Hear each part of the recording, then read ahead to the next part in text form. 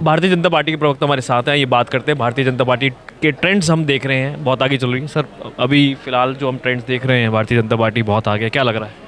बेहद शानदार। आदरणीय प्रधानमंत्री जी के नेतृत्व में जिस तरीके से भारतीय जनता पार्टी ने चुनाव लड़ा और ख़ास तौर पर जो एक डिसाइसिव मैंडेट की तरफ भारतीय जनता पार्टी बढ़ रही है, यह अविस्मरणीय है। 1993 में Bharatiya Janata party 44% vote share के साथ 49 सीट्स लेकर गई थी और आज जो स्थिति नज़र आ रही है वो ये कि हम कहीं ना कहीं वो अपना रिकॉर्ड खुद तोड़ने जा रहे हैं। बेहद शानदार। और कहीं ना कहीं झूठ, अविश्वास, दिल्ली की जनता के साथ जो धोखेबाजी अरविंद केजरीवाल ने करी है, ये उसका मैंडेट है। अगर आप एक मार्शल होते हुए और आपके सारे जितने भी सेनापति हैं वो भी अगर हार रहे हैं, ट्रेल कर रहे हैं, अभी खास तौर पर अगर आप देखेंगे तो अरविंद केजरीवाल ट्रेल कर रहे हैं, इसके अलावा आतिशी मारलेना ट्रेल कर रही हैं, इसके अलावा मनीष सिसोदिया ट्रेल कर रहे हैं, तो ये कहीं ना कहीं दिखाता है कि मैंडेट आपके विरोध में, आपके खिलाफ और आदरणीय प्रधानमंत्री जी की नीतियों पर और उनकी गारंटीज़ पर, उनके भरोसे पर सिर्फ एक ही तरफ ये देश और ये प्रदेश वोट करता है, वो है आदरणीय प्रधानमंत्री और भारतीय जनता पार्टी की तरफ। हरियाणा की तर्ज पर हमने देखा कहीं चुनाव परिणाम पलट तो नहीं जाएंगे?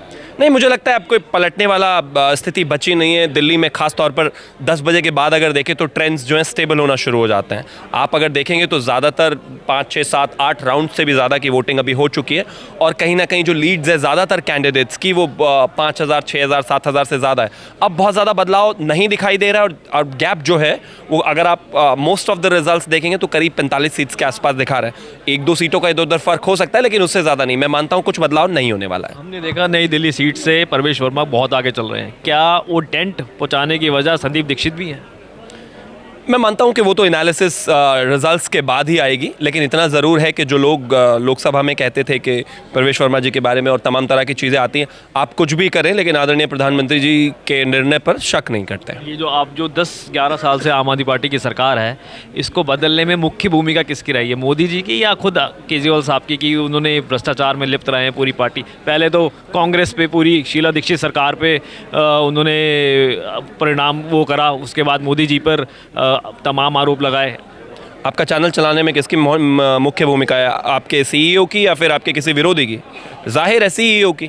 तो आदरणीय प्रधानमंत्री जी की जो भूमिका है उसकी कोई बराबरी ही नहीं है। मैं मानता हूं कि वोट आपको कॉन्फिडेंस पर मिलता है, विश्वास पर मिलता है, भरोसे पर मिलता है, गारंटी पर मिलता है और ये मोदी की गारंटी पर वोट है। अब उन्होंने कहा कि हमारे स्कूल हमने बहुत शानदार बना दिए, मोहल्ला क्लिनिक शानदार बना दिए और इंफ्रास्ट्रक्चर पे काम करने में कहीं ना कहीं आम आदमी पार्टी पीछे रह गई। मुझे लगता है चुनाव हो चुका है, इस तरह की बातों का कोई अब आधार नहीं रह जाता।